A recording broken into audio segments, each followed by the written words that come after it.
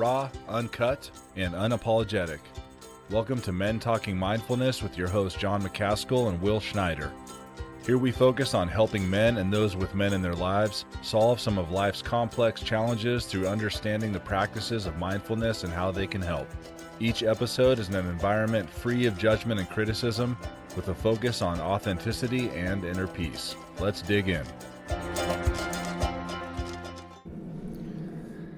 Here's a quote to begin. People are remarkably bad at remembering long lists of goals. I learned this at a professional level when trying to get my high-performance coaching clients to stay on track. The longer their list of to-dos and goals, the more overwhelmed and off track they got. Clarity comes with simplicity. That's Brendan Burchard. Welcome to the Men Talking Mindfulness podcast, everybody, where we explore the intersections of mindfulness, masculinity, and personal growth. We brought in Lane Belone today, a former Green Beret turned entrepreneur, healer, and spiritual seeker. With his diverse experiences, Lane brings a unique perspective on managing overwhelm, which is our topic for today's show. Born to a loving mother in an apartment, Lane's early years were tumultuous as his family struggled with homelessness and frequent moves. Despite their challenges, Lane found guidance and mentorship in Boy Scouts, sports, and church. His journey eventually led him to the military, where he traveled to dozens of countries and honed his skills in the elite special forces.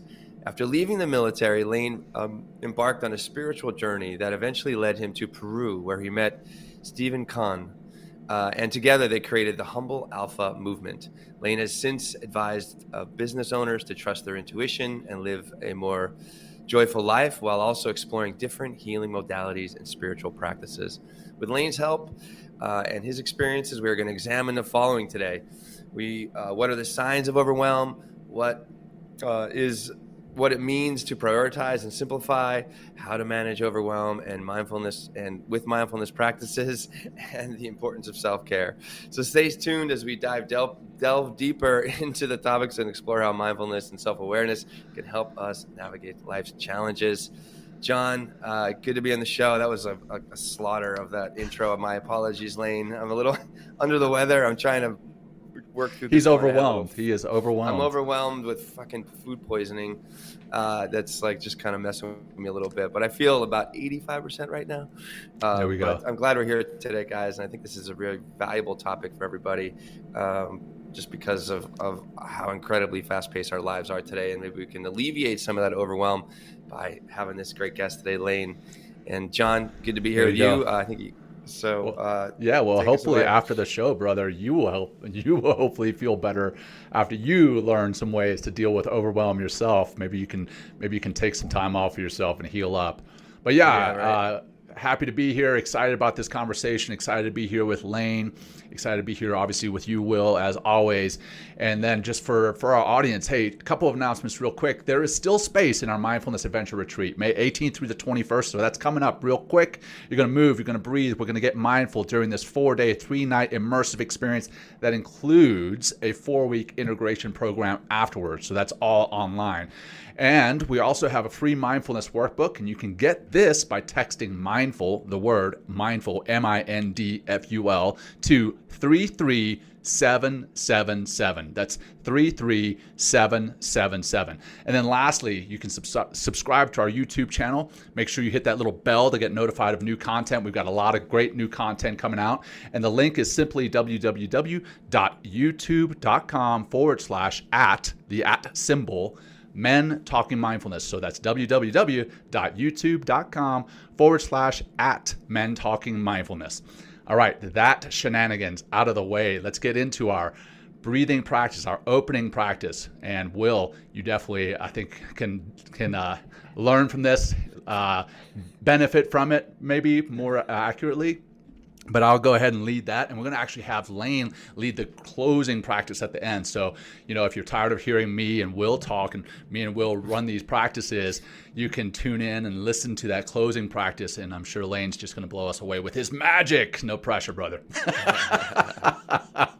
All right. So that said, let's tune in to ourselves, tune into our space, tune into our time, and tune into our bodies, minds, and spirits.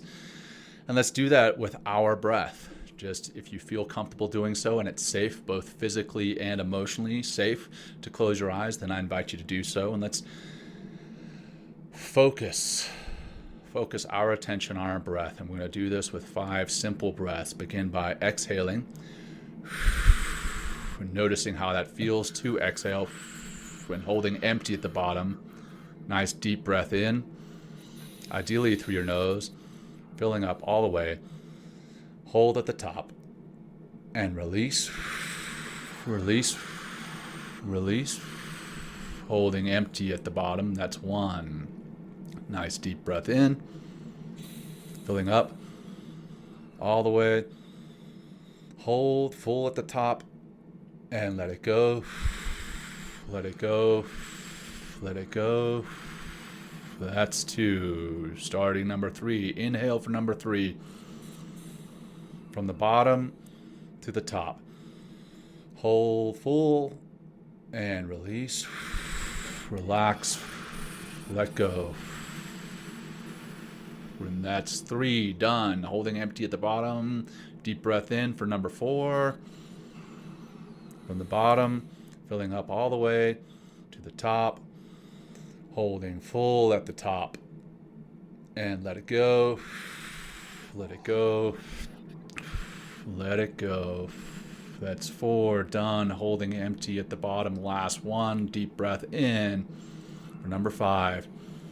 Noticing the physical sensation of that breath in, holding at the top, feeling that fullness, noticing that fullness, and letting go. Letting go, relax. As you do so, bring some movement back in your body, maybe rolling your shoulders, rolling your neck and your head around. And Will, are you less overwhelmed? I am. I think I am. Yeah, a little bit. Good, I'm like, I did some Wim Hof breathing to. There you go. Kind of help me a little bit. I've been doing it actually for the last couple of weeks, and wow, it's nice. Just it's really an amazing experience. So, yeah, awesome. I'm doing fine, guys. Thank you very much for caring. Right on, brother. I appreciate. Yeah, we're doing. Well, this. we're here for you. As much, all joking aside, that sucks, and I'm impressed that you showed up this morning, and our audience is going to benefit from your wisdom, and we're excited to get into this show. But we also want to have compassion for you. So if you feel sick in the middle of this and you have to step away, let us know, brother. So no bombing. Sorry. Hey, if you do that, that might be our number 1 episode. Exactly. Give me a second, guys. Let me finish the sentence in a moment. Oh, geez. I'm kidding. You need a bucket beside your mic. Yeah, I do. I'm ready to go, guys. All right. In all seriousness, let's get into the show. So, hey, guys, we're going to be talking about overwhelm. Overwhelm, and we've got the definition of overwhelm here. As we start many of our shows, we start with a definition. It's defined as upset, overthrow. The tornado overwhelmed many mobile homes, right? That's obviously one that we know, but we also want to talk about the emotional side. That's to cover over completely, submerged. The city was overwhelmed by flooding caused by a hurricane. Not what we're talking about. But then we're going to be talking about the overpower in thought or feeling. So you're overwhelmed with grief, overwhelmed with terror, overwhelmed with a sense of inadequacy, overwhelmed with guilt. So you are overpowered in thought or feeling. So that definition in mind, I'm going to turn it over to you guys. What does overwhelm look like for you? And are there any physical or emotional signs that you're starting to feel overwhelmed? Lane, let's start with you, brother. Yeah, so when I'm feeling overwhelmed, it's a lot of times in my head. Like I always have a lot of different thoughts and a lot of different, ideas, and sometimes it's really frustration. Sometimes it could show up in a lot of just different kinds of ways, not only just negative things, but also positive things. And so when I'm feeling that within myself and mentally, I also have this external, in my life, things that are happening. So like conversations with my wife are a little bit more, have more friction, or things that I'm doing just aren't flowing as good. So for me, especially implementing mindfulness practices and becoming more aware about this, noticing the internal, landscape of myself, I'll also be able to see what's going on externally. Nice. Yeah, I like how that you mentioned when you've got that going on, you've got that extra friction, right? So I know I bring that home. If I've got overwhelm mentally, physically, emotionally, and I bring that home, I'm not the only one that feels it. My wife feels it. My kids feel it. Like my 6-year-old has started getting super emotionally intelligent, and she'll call me out and ask me, "Hey, what's going on? What's wrong?" I mean, she doesn't use those words, but she says, why do you say that like that? Why do you look like that? What's that expression on your face? And it Why are you definitely being brings a jerk, Daddy? I'm just kidding. exactly. Yeah, for sure. Good stuff, Will. No, I'm just sorry. I met Mia when she was younger, but No, I could see yeah, her saying that right to your face. Like yeah, she's like if she knew the words, she little probably would Buddhas. use it. All right, Will, back over to you, brother. What about you? What does overwhelm look like for you? And No, when I'm yeah, go for it. well, I feel like I kind of, it puts me in a victim mindset. It's like, why isn't everyone suffering as much as I am, as I'm like submerged with all these feelings? And, so I kind of want pity in some ways, and that could just look ugly in all sorts of ways. I also, I can bring it home to, my friends, my family, and just kind of be a bit of a dick, when I'm overwhelmed. Yeah, and it's also a rush that comes along with it too. Like I'm always just I can't feel like I'm, I like also the expression I'm in the weeds. You're just trying to like work your way out of the weeds or like kind of arrive. I like the word submerge. I thought was very a great definition or a great word to really describe overwhelm, because I'm just submerged in all the work I'm doing, the feelings that go along with it. Inadequacy comes up and all sorts of different negative feelings that kind of impact my worldview, the view of myself, and obviously impacts the people around me, like I mentioned, but also, it affects the work that I'm trying to accomplish. So it could definitely be a very, overwhelming feeling of being overwhelmed. So, Yeah, I mean that, you get into that metacognition, right? You start to realize that you're overwhelmed, and then you start to almost beat yourself up for being overwhelmed, and then you become even worse. It's a downward spiral, having that negative narrative. But it's a natural part of life too. It is. We talked about having self-compassion and grace, and had all those shows on that very topic, and we had Kristen Neff on recently to talk about self-compassion and how important it is. And a lot of the time when we start to feel that overwhelm, we start to beat ourselves up for, one, feeling that way, and then two, for putting ourselves in that situation, right? Maybe, I don't know, maybe it's something that's happening at work. Maybe you've said yes to too many things. I know I find myself getting overwhelmed because I say, yes, I will say yes to that. I'll say yes to that because I want to help, right? I want to be helpful. And in all honesty, I kind of want to be the hero and help out as many people as I can. And then often what I find myself doing is saying yes to too many things. And the old saying, if you say yes to too many things, you're actually saying no to everything. And what I found is when I do in fact say no to things that I would like to help with, but I don't have the time or the bandwidth or the emotional energy to do something, when I say no, then the things that I do say yes to, I'm able to put the right amount of energy into, and I don't find myself as overwhelmed as often. So those are some things I'm sure we're going to get into discussing today.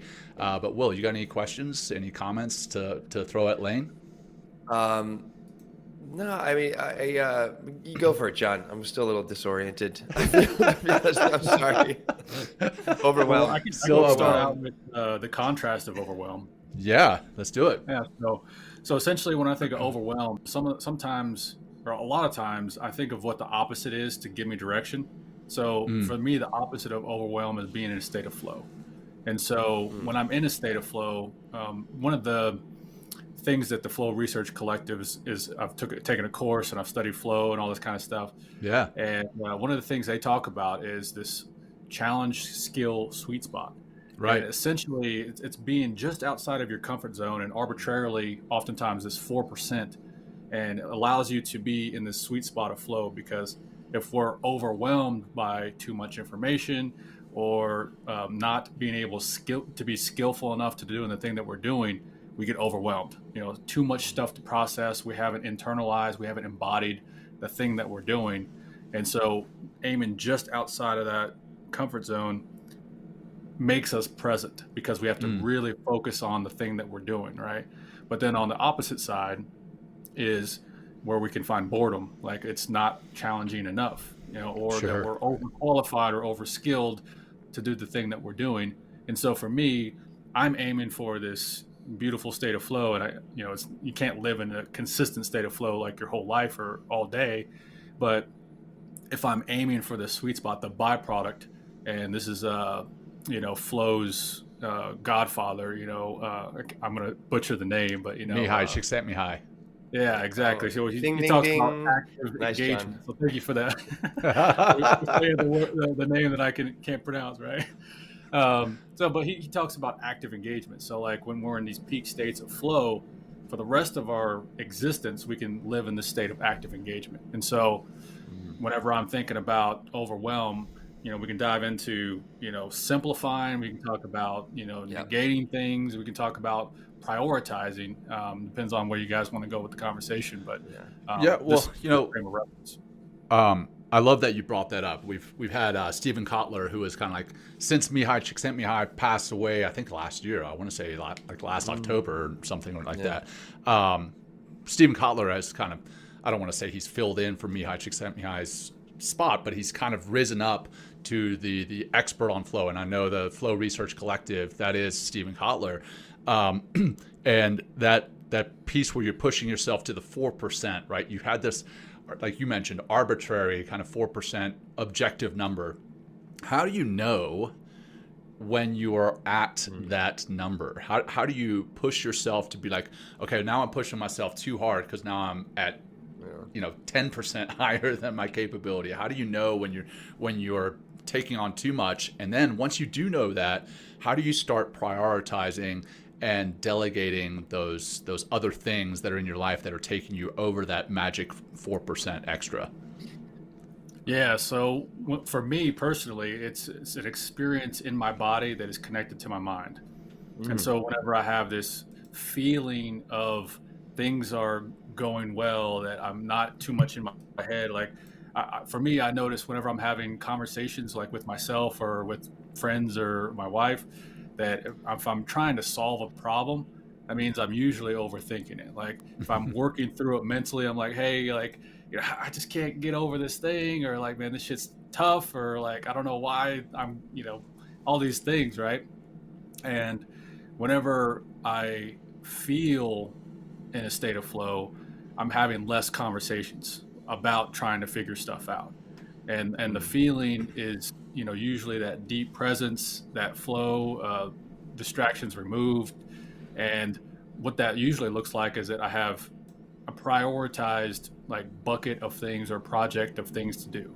And they're very, very small. And so like when you were talking about like saying yes to all these different things, being able to put things into a project or a bucket of effort, you're able to like put everything else on the back burner, or just put it in the back of your mind, or just archive it, in a certain kind of way. And so, yeah, for me, it's that feeling of I'm doing something, and usually after I'm in that intense like creation mode or doing the thing, like I feel this like sense of like satisfaction afterwards. It's almost like a good workout, like you're pushing really hard, you work it out, you're like connecting with the body, and like you're really in it, and then afterwards you feel spent. Like at the end of the day or the end of workout, you're like, man, I'm fucking done, like but that feeling of satisfaction of like I did something really cool that I love to do, I was really into it, and afterwards I feel like I want to relax, I want to play, I want to do something a little bit more light. I think there's there's a lot that comes up as you're speaking, Lane. Dopamine is definitely one. You talked about creativity. You talked about stress as well. So I think it might be good to, because we know. I mean, I think we speak so much about stress in this show, and when stress is overwhelming or you have too much stress, what happens? We drop in to the sympathetic, right? We're just in survival mode. We're just trying to get our shit done, like check all the boxes or whatever. We have This is when, I was speaking of earlier, my experience, I just become a bit of a dick, if I'm too overwhelmed or too stressed out. But also that 4% you're talking, Lane, it's like, so you want to add enough stress to the system, enough stress to what you're doing that but not so much stress that you dump and download, into, or downregulate really into, the sympathetic nervous system and the fight, flight, freeze, but just have enough stress that you're able to also maintain that creativity. And instead of like the cortisol and adrenaline kind of being dumped in your bloodstream, you have this dopamine, which helps to create or deliver more creativity, or continually keep that creative flow going. So I think there's definitely, a need for a little bit, like just a little bit out of your comfort zone. Again, that 4% I think is so critical. But Mihai Csikszentmihalyi, I said it correctly, beautiful, and Kotler have identified. You gotta say the name too, Lane, too, eventually, right? just to honor this man that we're talking about. Mihai Csikszentmihalyi. But yeah, there's this balance that also happens too. Like, especially as an entrepreneur, that I feel it's like, we're always bringing in new work, or always trying to finish a particular task that is connected to some larger goal. And it's helpful to live in that state of just enough stress, but also staying in the parasympathetic nervous system that keeps our brain alive, keeps our creativity flowing, and keeps us functioning in a way that allows us to function, so we can really get our work done and do it in a way that you talked about, like that, just like getting a great workout at the gym and just, all right, I really did that. I'm so happy for myself. Now I can go do a little self-care and take a break. Just a comment, like monologue. Monologuing over here, man. Yeah, exactly. What's your problem? I got a bellyache. Leave me alone. Oh, I love it. We're getting into the state of flow here with Overwhelm, man. All right, sorry, I cut you off there, Lane. It sounded like you were going to say something. Yeah, well, when we were speaking, Will, like what was kind of coming up for me was this really getting fully seated in the process of life, and knowing that we're going to be continuously growing. We're on a trajectory towards wherever the hell we're going, and we get to define that, and we get to welcome cool things that life is going to give us that we're going to be surprised with. But essentially, we're mastering the process of life, and to where like ourselves, our body, our mind can be this clean vessel. And the way that we can create an environment, we can set up processes, we can set up systems around ourselves, we can have community, we can have accountability partners, we can have friends, we can have family that supports us. But it's essentially, it's like mastering the process of life and letting go of the old, not being attached to it, but being able to be pulled and tugged by this intriguing life or experience that we know, that we feel in our body, that we want to experience, whether that's creating a business or going for a project or having an experience that sounds really cool, and being tugged by that, but not being so pulled out of the present moment, because that's where we're at. We're always continuously in the present moment. And for me, it felt like if we can master that process, or master that, create that system, it allows us to not be overly overwhelmed. That's what came up for me when we were talking. Yeah, well, I enjoy that you use the word, and we can dive into this good intro into the self-care aspect, like having a clean vessel, right? So let's why don't we go in that direction? So maybe John or Lane, like, so what are ways that you, through self-care modalities, whether it's something with a mindfulness practice, or getting in your body in some way, or connecting to someone or something that is meaningful and keeps the lights on the inside, instead of like moving into more darkness, or the darkness of overwhelm. What are some of the self-care practices that we can help eliminate some of this overwhelm? I mean, I'll jump in real quick, Lane. Some that I'm feeling right now that I'm not doing. Even funny enough, I just finished up this sleep course by Robert Sweetman. Robert Sweetman is also a former SEAL turned sleep scientist, and he's going to be coming on the show here soon. And I went through his course called 62 Romeo, which, talks about sleep hygiene and everything that you can do to improve your sleep. Well, I've also got young kids, and these young kids don't care about my sleep hygiene. So they don't let me go to sleep on my schedule. Like when I tell them it's time to go to bed, sometimes it's very easy to put them to bed. Sometimes it's not. For the past few days, it's been very difficult to put them to bed. And then they have also, in the middle of the night, been crawling into my bed because they've been having a nightmare or one reason or another. And my sleep has suffered from it. And because my sleep has suffered, my stress level and my sense of overwhelm has been escalated. And then because my sleep has suffered, I've been eating more poorly, right? When we've done that show with Nita Shattuck about how when you get less sleep, you crave more carbs, because what is the leptin, or I'm going to screw up the hormone that's released that helps you to feel that sense of being satiated. There's less of it when you sleep. And so now I'm eating more crap, and because I'm eating more crap, then I'm feeling even more overwhelmed. So I guess my answer to your question was the exact opposite of what you asked. But I guess if you just apply a big negative sign in front of everything that I just said, that's the math nerd in me coming out, and say, hey, look, when you sleep better, when you practice your proper sleep hygiene, when you get into actually sleeping going to bed at the same time and waking up at the same time, and eating better, you're going to feel a decrease in your stress level and the stress hormones that you mentioned before, the cortisol and the adrenaline. Shoot, thank you. Norepinephrine is where I was going, but yes, adrenaline, same thing. Norepinephrine, it decreases, or rather, that increases with stress. Well, when you sleep, that decreases, and ultimately your ability to handle and manage overwhelm, that sense of overwhelm, is increased. So that's a couple for me, is sleeping better and eating better. Definitely, those are two right off the bat. And then obviously, and I know you're going to get into this, I'm sure, Lane, is mindfulness. I mean, the show is called Men Talking Mindfulness. When you practice meditation, when you live mindfully, your ability to handle overwhelm is greatly increased. And now I'll shut up and have our guest talk. Well, I'm going to just jump in really quick, and then Lane, you can talk about more of your self-care and mindfulness. It's like sleep is so key here. And one thing Nita Shattuck taught us, and I can't wait to have our new guest on talking about sleep.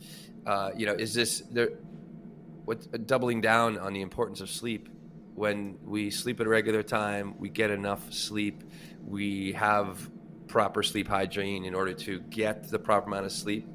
There's a process called neural pruning in the REM cycle of the sleep that goes in literally and kind of clips away all the stress of the day, which is, just think how beautiful that is. Like, if I just get my sleep, I won't be so overwhelmed, because this natural process that just Mother Nature has within us, just to clip away the stress, so we can wake up a little more refreshed and ready to go and tackle the next day. So get your sleep, everybody, for sure. It's going to be a big help. But Lane, how about you and self-care and mindfulness and overcoming overwhelm? Yeah, for me, it's mindfulness is the key that unlocks all of this. And when you put it towards your body, connecting mind and body, it really gives you the answer that you need in the moment. And so the context around my answer is, being able to universally listen to what's going on, and that's going to always give you the answer. And when you become mindful and practice mindfulness towards like what's going on in my body, you're able to receive the answer of what's the next self-care thing, right? So as an example, like whenever I'm writing for over like 60 minutes, like I'll start to feel a little bit of tension in my neck, and I'm like, oh shit, like I need to stop writing, like I need to go do something else, right? So that listening to my body and just paying attention to it, and then doing something about it is my self-care thing, and so so generally speaking, being able to practice with the nervous system, right? So taking deep breaths, tapping into the parasympathetic nervous system, and really just relaxing and calming the body, and just kind of like alleviating that stress in the moment. And I know you guys talked about this in many different episodes, but doing that throughout the day, has really helped support me, and just creating these micro habits, and if we're talking about with James Clear's stuff, like stacking it with other things that you're already doing. And so for me, just stacking these little micro moments of parasympathetic nervous system reset, calming myself. So my intention with all this is to find that kind of sweet spot of like, it's not always going to be perfect, but I'm aiming towards it, of setting up my life to where, as an example, like I have an hour and a half for lunch, from 12 to 1:30 my time. And it's actually my first actual meal, but in there I have a 30-minute walk, and so it's just part of my cadence. And so, as we know, like going on a walk and leaving your phone and just kind of being with whatever you're walking with, in your mind, and gratitude, that has a significant, role for me to just like let all the chaos, let all the mental chatter just kind of like be like distributed and grounded outside and with nature and stuff. And so finding different habits and routines throughout my day. My intention is to not be this robotic guy that has to follow this like rigid schedule, but to have containers of play, containers of de-stressing, containers of massive creativity and creation, and all of those dancing and harmoniously working together to, yes, be really focused in like creation mode, but then a couple hours a day is just, I'm not doing shit. Like I'm like letting all that, like letting the subconscious mind and the default mode network to just do its thing while also having fun or having really great conversations. You mentioned there at the very end, I mean, these are all great tips, but you just mentioned also there's times when you're not doing shit, right? And there's going to be people who listen to this and they'll be like, okay, yeah, I don't have times where I'm not doing shit. And they're constantly busy, and almost to a point where they wear this busyness as like this badge of honor, right? And they compare. I saw this meme the other day on Instagram or YouTube, I forget. I mean, not a meme, but a short. And it's one guy's like, oh, I worked 12 hours today, and the other guy's like, oh, well, I worked 27 hours today, and it goes back and forth. Exactly. Exactly. And, it's like this badge of honor, right?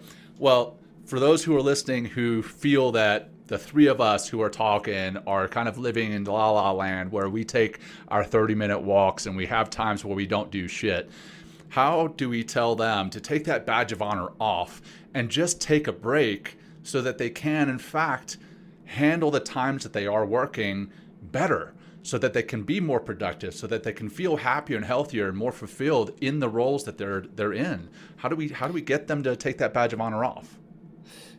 I think one thing that would help is prioritizing like what you really want to accomplish and what you can really effectively accomplish in one day, right? Like instead of just doing a whole bunch of, little 2-second or 2-minute touches on everything that just, doesn't really move the needle forward effectively, and not really giving each, whatever you prioritize, whatever that task is, and whatever your goal you're working towards, and that little nugget of time that you are giving in your day to help to move things along a little bit more, like giving it your full attention. And I think we have to work with the body. Like we have to work, we're not, I think that I'm so busy, we're continually living in the head, not just of the stress and just kind of continually compiling more stress, which leads to more overwhelm, but also the idea that, that those extrinsic motivators, or if I look busy, or I'm really busy, or say I'm busy, like that gives me that badge of honor, that makes me feel good. And that's just, I think we get lost so much. And I know I have for sure in the past, of like what it all looks like, instead of like what I'm actually doing, and how am I actually accomplishing things. You can give yourself like, Lane, you mentioned as well, is like little wins. Like if you stack little wins, like they have something out there called the Pomodoro method. You work for 25 minutes contained, little chunk of time that you're working on a particular passage, you're working on a problem, trying to solve, and just taking 25 minutes, full focus, no technology, no distractions, everything is off, and then taking a 5-10 minute break. Maybe you take that walk, maybe you like whatever, do some breathing, stay healthy. and then come back and work another 25 minutes. It's just been shown, and I've experienced as well, just to create so much productivity. And in that productivity, and maybe this is just very masculine as well, I get that little win. I get that little like rush of like, yeah, man, I fucking did that. And I feel good about myself, for myself, and then also it like can go a step further where it's, it's like, wow, I'm really supporting the show or supporting the team or, and you can plug in that way as well, but it has to start with the self, and it has to start with honoring like, our circadian rhythm, the ultradian rhythms of the day. Food is a factor. Like if you're eating a bunch of like crap, sugary food all the time, that's just going to create more havoc in the body and in the mind, and that's not going to allow you to be present and really be creative and bring your full self to whatever effort it needs. But yeah, it's a slippery slope sometimes, especially when you're just being busy for the sake of busy and being busy for the sake of busy. So you feel better about yourself because of everyone thinks like, oh my God, I'm so busy. That means I'm so important. Just another Right. monologue, guys. Just another monologue I'm throwing out there. That's great, man. Okay. Yeah. No question. Right at this one. Well, I asked the question to both of you guys, so you answered the question. Right. So good Okay, stuff, thank Will. you. And now Lane's turn. Yeah. So what was coming out for me is essentially momentum doesn't give a shit about positive or negative. And so when we're talking about growing ourselves 1%, oftentimes we're talking about this positive momentum of compounding interest. Well, the same thing happens with the negative side. Momentum doesn't give a shit about whether you're pointing it towards, something good in your life or something shitty. So like eating junk food just a little bit a day is going to increase, your 1% of negativity a day. It's just going to compound, right? The visual that popped up for me was, if you ever seen those movies with like there's a mirror in the front of the character and a mirror behind the character. Yeah. And then whenever you look into the mirror, there's this like reverberated kind of like infinite reflection of the person, right? Right. And so for me, if you look at the front mirror as like the future, and you smile in the present moment, you'll see a smile in the future reverberated mirrors, right? And so how we do something in the present moment is going to be reflected into the future and as we move forward. And so if we're building momentum of like shit's hard for me, like I'm thinking about how this is not going to work for me, like I can't have a good life of where I can not do shit for 2 hours a day or an hour a day or whatever, or give myself the opportunity for self-care, 3 times a week with X, Y, and Z. That's me deciding and speaking into existence, like my creation, my life, until we address what's going on in the present moment of like, man, maybe it is possible for me to explore what it looks like for me to not do shit for an hour a day and allow the benefits of the subconscious mind, the default mode network, the play, the lightheartedness or whatever it is to do its magic of bringing forth ideas and insights whenever you're not working, so there's a lot of like, we could talk about trauma and, patterns and stuff like that. But ultimately, I think it comes to the present moment and what do I feel is possible for me, and really just kind of exploring that and then taking the next step in that exploration. Lane, you've mentioned the default mode network a couple times, and I know we've discussed that on the show before, but for listeners who may not be familiar with what that term is or what that is within our body, can you quickly describe it for everyone? Yeah, and the caveat, I'm not an expert or a doctor or anything like that. Like this is just me like practicing some shit and reading some shit and implementing it in my life. So, but yeah, for me, it's really how I view it is, without an official definition, is this communion with my conscious and subconscious mind, and to be able to trust my subconscious mind of, yeah, my path is laid for me and not to me, and to be able to trust that whenever I'm not working, that my subconscious mind is working on my behalf. Whenever I intend something, to say, hey, I'm intending to work less, or to bake into my schedule an hour of fun times and every afternoon. I'm trusting my subconscious to bring me how the fuck to do that, right? Like what action steps to take, how do I plan, what is the strategy that I need to like implement, Yeah. what can I take action on. So all of that stuff is, being able to um, trust your subconscious. And I think you guys have talked about it before in the podcast, to where the conscious mind can only handle like 20 or 30 bits of information per second, while the subconscious mind, the unconscious mind, is millions of bits per second. And so like it's continuously like receiving information, reading stuff on your behalf, subliminal messages, like all this stuff, right? And all senses, not just eyesight, but feelings and sounds and all this, and it's storing it somewhere within ourselves. Yeah. And if we can only trust that subconscious, that default mode network, the unconscious, more and more each day, that we don't have to work so fucking hard to get the kind of life that we want, Yeah, like the way that I kind of envision the default mode network is it's the part of our brain that is, and you mentioned subconscious. It's kind of the part of our brain that is active when we are not active. Like we're not physically active, we're not mentally active, but there's a part of our brain that's constantly active. And I love the default mode network in the daytime, right? I can stop and meditate, or I can stop and, like you said, I love your term, not do shit, and like just be. And it allows that default mode network to kick in. The downside, if I don't allow the default mode network to kick in during the day, it kicks in at night. Like I'll get up and go to the restroom in the middle of the night, and I'll be exhausted, and I'll be like, okay, I hope I can get back to sleep. And now I'm inactive, and my mind is inactive. And then suddenly all these things, ideas, creative ideas, which are great, they bubble up, and I'm like, oh man, I got to write that down, or I got to find a way to remember that. So I've found that if I don't use the default mode network during the day at some point, it's going to come up. It's going to get used. It has a way of forcing itself to get used, and that can destroy your sleep, which comes back to our sense of overwhelm. By degrading our sleep, we can actually have less ability to handle that overwhelm. So I'm glad that you brought that up. Full circle, baby. Yeah, that's right. That's right. One thing that really has helped me, and I'm trying to make this more of a practice. I was able to hold on to this practice a lot during the pandemic.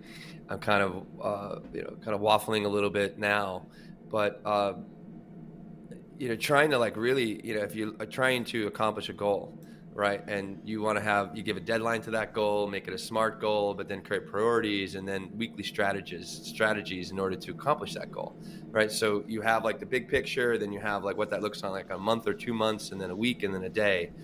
And then even before, taking that one step further, before I go to bed, I start writing out what I'm going to accomplish, what I'm going to do the next day. And that's going to help me sleep better. For sure. Because I'm already like, I guess I'm using that subconscious in order to like, maybe it'll come my dreams or something like that, where I can see myself accomplishing these goals and gathering these wins. But also it puts my mind to rest, which is so important. It just allows me, and then I wake up and it's just like, I already know exactly what I'm doing. I put it on my calendar, I'm doing this at 10, this at whatever, coming back and reviewing something again at whatever different time during the day, honoring, like we mentioned, like working in the smaller chunks or maybe a little bit bigger chunk of like 70 minutes and taking breaks. And, you can really get a lot done. And if you begin to, be very systematic in this approach. And if you don't have like a really big goal, like, oh my God, it can be really struggling. So I guess what does it mean? We all are entrepreneurs. And what does it mean to actually have like, what does it work in a business setting when you're feeling overwhelmed, when you have responsibilities and, different things and people that you need to answer to? How can we eliminate some of that in the office, if you will? I think for me, the great analogy is the gardener. And I know a lot of entrepreneurs, myself included, have envisioned this, 100-acre garden, this beautiful landscape of like all this shit, all this good stuff, how it's going to help this people, all this stuff, right? And for me, what I had to do, and I learned the hard way, was start with a little quarter-acre plot, and still have the vision for whatever I'm creating and building. But what can I manage? What plot can I manage and put the care, presence, my actions, and being able to really grow it as fast as my own personal capacity can handle.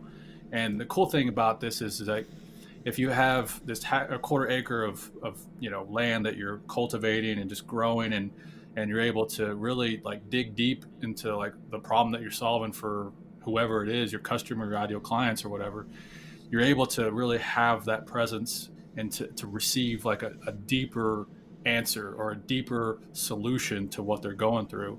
And as you're documenting that process, you can expand systematically by creating SOPs and basically downloading your mindset and your approach into these systems. So that way other people can come in and say, oh, I see how you did it. And yeah, they're going to, ideally you're going to come or hire, teammates or people that are much smarter than you in that very specific thing, so they can take it even further, right? And then you become more of a cultivator of people, a leader of the organization rather than the doer of like how you start, right? And as you move forward, you can grow that. I got my cat here now. You can grow that into that 100-acre plot as it unfolds, and you're enjoying the process without being overwhelmed by trying to push too hard, hustle too much, or anything like that. Yeah, man, I definitely, I get that sense too, right? As Will mentioned, we're all entrepreneurs here, and it's definitely, there's the desire to jump into that 100-acre plot and plant that right off the bat, but we have to simplify and start small and then grow into that plot rather than starting right off the bat. And that said, that kind of makes me think about, there's a lot in this life that we bring on to simplify our life. But funny enough, the irony is a lot of the time what we bring into our life to simplify our lives actually adds complication. What I mean is, like for an example, like I've got a truck, right? And I've got a tractor, and I've got, the truck is to get me to work, and it's got all these nice little bells and whistles that make it comfortable, which ideally we're going to have Michael Easter to come in on the show to discuss the comfort crisis at some point. But yeah, the truck is super comfortable, but the tractor is also there to help, plow snow in my driveway. I have a long driveway and I live out, about 8,000 feet. And so we get some pretty good snows where we actually get snowed in if we don't have a tractor. So we've got this tractor, and it's supposed to be there to simplify my life, but then we have to maintain the truck. We have to maintain the tractor. We've got, a farm where I've got horses and chickens and and I've got cats too at my house. And these are great. They're great to have, but then you have to do something to take care of these animals, take care of the house. You have all these things that we bring into our lives. I mean, hell, our smartphones, they're supposed to be there to simplify our lives, but what are they doing in our lives is they're actually coming back to the busyness. They're sucking a lot of the time out of our lives, time and energy. And what can we do to reverse that? Like, we bring these things in to simplify, but ultimately they actually complicate. How can we take a look and be like, you know what? This complicated my life. After all, can I cut it out? What do you guys think about that? Yeah, I think, again, mindfulness is the universal key to unlock all of this. And whenever you're aware or mindful of what's happening in your present moment within your day, and sometimes just going over a reflection of what the hell's going on in my life, like where am I spending my time, like being able to bring that awareness allows you to say, is this what I really want? And again, sometimes contrast is the greatest gift of, this definitely ain't the shit that I want, like I don't want to feel that. I don't want to do that. And that could bring immense clarity with the trajectory of where you're heading, And so for me, mindfulness is the universal key. But I think what's really helped me and supported me is having like a really small group of like friends that have helped me identify these blind spots. And oftentimes, for me especially, I've noticed like I've had these like trajectories or like approaches towards life. Because for me, it's like, it's not about getting somewhere. It's about sinking deeper into the process, but it's a journey to get into the process, Yeah. but oftentimes we can vocalize and express what we want and desire, and we know it feels so resonant because we see it externally from other people, right? We're seeing ourselves in other people's lives, their approaches in leadership, their lifestyle. We're like, oh yeah, that's what I want, and then we're vocalizing it and saying that, but then having people around us to say, hey, you keep on saying that you want this, but I'm just a brother on the path, and I'm telling you, man, like, you're actually doing this other shit, and it's not helping you get to the place that you want to get, and so having those, and having that container where people can really be honest with you, and again, not projecting, but just doing their best to, support you. And so, yeah, I think getting into small groups like that has been really helpful for me, especially the really sticky things that I don't want to look at within myself. Yeah. I think, again, accountability, right? Just to have somebody that is holding you to task or is one thing, but also just to have a group that you can vent your overwhelm, you can vent your stress, and that's just a great way to help move that energy out, but also create clarity, because then you create distance from, those feelings and those thoughts and that overwhelm and all those things that you feel you need to do. And then maybe you can begin to prioritize and begin to schedule. Like, I mean, John, you have such a wonderful, busy life in Colorado Springs. It's like, you got responsibility to the horses, to the kids, to, maintaining your truck, going and speaking and being on the show.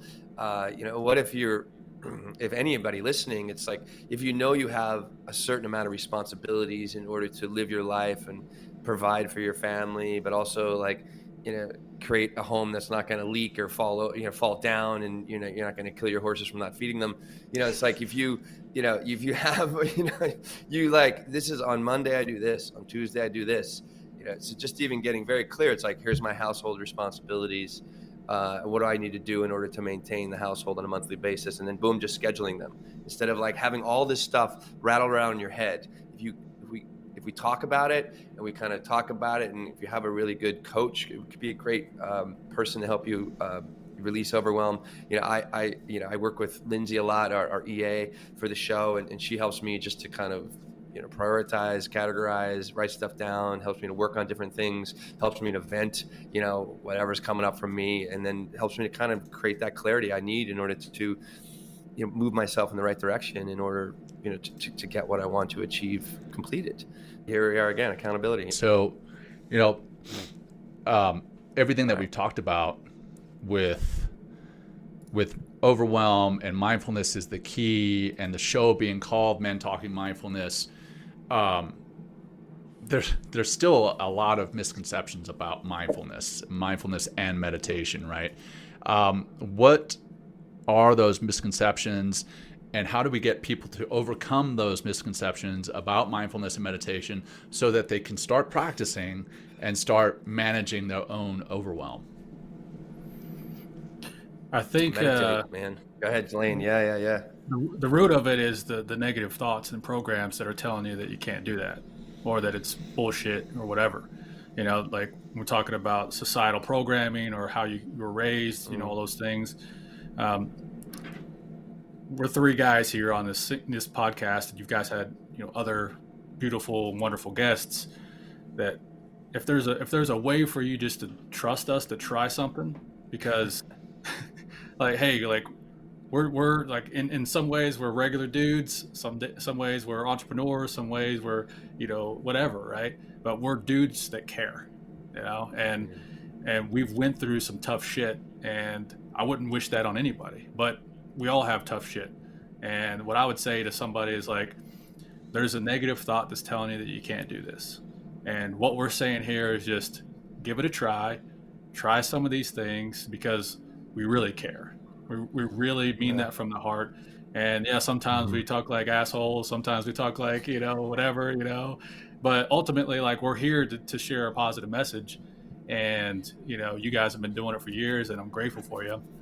And so that would be the first thing that I would say is, there's programming and patterns that are telling you that you can't try this, or you shouldn't, or whatever. And really, ultimately, it's like, human to human, we're here to help. Yeah. I mean, mindfulness is an optimizer. Is really, and the practices will help you optimize in so many different ways, whether that's your energy, whether that's clarity, whether that's creativity. But you got to practice. And that could start by getting physical in some way and honoring that physical practice, whether it's walking or going to the gym or, doing yoga or, Tai Chi or something that is helpful for you. Honoring your mind. I think, breathing and meditation, if meditation is going to help you become aware of your overwhelm. It's going to help to set off an alarm earlier so you don't get deeper into overwhelm, and then, you start being a jerk, or, you start sacrificing your goals because you're just completely too busy, too overwhelmed, too stressed, and can't even work your way out of it. But meditation is going to help you just to get quiet. Maybe if you're doing a 10 or 20 minute meditation, the first several minutes can just be experiencing that overwhelm. But that's what the practice is for. So you can see, wait, something's off. I do not feel I think what I'll say is, if you're a new meditator, it could be very mysterious. It's why am I doing this? It seems like such a waste of time. All I'm doing is just seeing my thoughts and my feelings over and over and over and over again. But as you deepen your meditation, as you continually put forth a consistent practice and grow in this practice, the growth really occurs when you begin to separate yourself, the awareness that we're all speaking from right now, from my thinking, from my feelings, from the environment. And then I can drop into, oh, this is who I am. This is what it means. This is my creative self. This is my self in stillness. This is, and then from that place of clarity, and clarity is no stress isn't there as much, or feelings aren't there as much, and all the things I just mentioned. That's when you can really begin to make change. Like I said, it's an optimizer. So if you can take on a practice, whatever it is, and just watch how it'll slowly grow, and it's almost like a resting place for the overwhelm, for the stress, for the stuff that isn't helping you to be a happier, healthier, and more productive human being. That's what these practices are for. And that's why I have the whole show. I cannot advocate this stuff enough for how much it's helped, me and John, you, Lane, everyone that's listening, all of our guests. It's incredibly important. If you really want, if you want to keep doing the same things, having the same results, experiencing the same life, don't do any of these things. Don't listen to any of it. But if you want to change, this is one incredible way to start and to facilitate change. Mic drop right there, man. Oh yeah, all right. I don't even know where we go from there. I think we have to wrap it up. In all seriousness, I think that was great, and I think that is a great way to end the show. So if we don't have any other questions, I'd love to turn it over to Lane for any closing comments, and then for if you would. Close the show with that closing practice for our audience, to get them into a place where they can manage that overwhelm that might be right around the corner, or maybe they're even experiencing it right now as they're listening to the show. If you would, I'd love to turn it over to you, brother.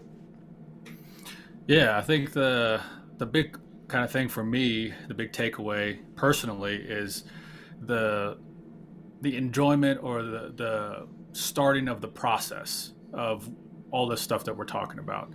Having too much overwhelm, having too much on our plate, saying yes to too many things, all that stuff, and getting into a process to the present moment, to being mindful, to allowing ourselves to be pulled by the trajectory of where we're heading, to let go of the past and the old stories that we no longer need or are useful to us anymore, and enjoy this process. And I know, it sounds kind of hokey, but it's what I aim for: enjoying the journey, enjoying the process, and that's my simple way to move forward. And all the bullshit that is stopping me from enjoying the journey continuously comes into my life to be let go of, or to be navigated through, or to understand as I move through my own journey. So yeah, that's for me. That's enjoying the journey is the thing. So that's my last comment or simple thing for me, my own personal takeaway. Yeah. Right on, and what brother. kind of journey do you want? Thank you, Lane. What kind of journey do you want? Do you want it to be riddled with stress, anxiety, overwhelm, and and just constantly running around and trying to do this, do that, or you get to create. We all have the ability to create and walk on our own path, but it takes awareness. It takes consistent effort. and it takes practice to discover, oh, this is who I am, and this is the path I want to walk. And it doesn't happen without contemplative practices, whatever it is, journaling, meditation, therapy or something like that, just to kind of talk to somebody about your stuff. So yeah, or all of them. All of them. Yeah, all of them. And Yeah, it's like one thing, last thing I'll say, it's like, overwhelm is an emotion. It's an emotion. You put yourself into this emotional place by not prioritizing, by not, doing all the mindful things that we kind of talked about, but it's just an emotion. And then it's like, but if I know I'm in an emotional place that is not helping me to live a happier, more peaceful life, then you get to change it. But it's just an emotion, but it's caused by your actions and what you're not taking care of, instead of like what you can be doing in order to release that overwhelm. There you go. So yeah. I'm going to turn it over to Lane. And Lane, before you wrap it up with that closing practice, how can people find you if they wanted to know more about you, if they wanted to connect with you? Yeah, on social media, I'm at Increase Freedom, both on Instagram and Twitter and all that kind of stuff. And if you want to find out more about what I'm up to, you can go to my website, lanebelone.com, and there I have a newsletter, and you can check out some of my other things. Solid, man. Right on. Well, yeah, take it away, man. Yeah. Well, if you're listening to this and you're able to safely close your eyes, go ahead and do so. Or you could keep your eyes open. I'm just going to calm down from this highly energizing, beautiful conversation and just blow out all your air. And then with your nose, breathe in, starting with the belly, chest, and even higher if you can. Hold it at the top. And then slowly exhale, slowly releasing.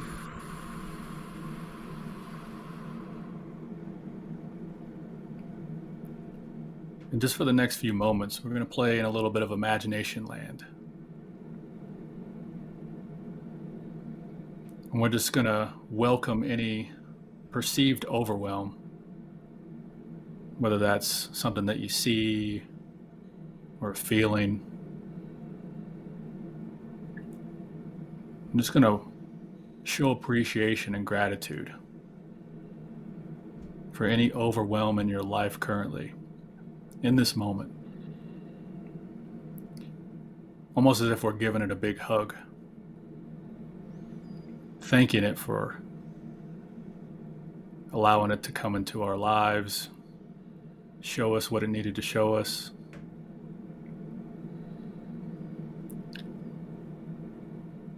And allowing ourselves to release it, to let it go. And wherever it needs to go, it's going to go.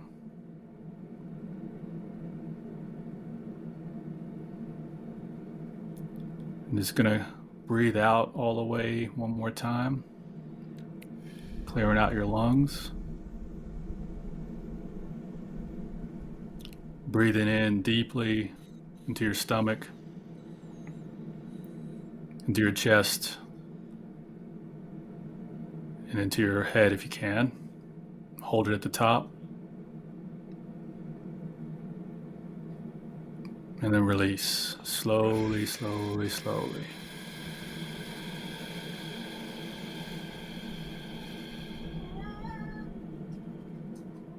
And whenever you're ready, you can gently move your body, move your neck, fingers or toes. And when you're finally ready, you can open your eyes. Good stuff, brother. Is that your cat? Thank you, Lane. Yeah, I guess he's hungry. Sounds like a child. I thought it was a baby. Amazing.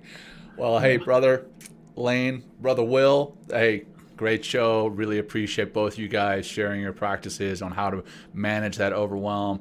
I really appreciate you guys as an audience as well for tuning in. And if you wanted to know more about us as hosts, you can go to mentalkingmindfulness.com. You can check us out on YouTube.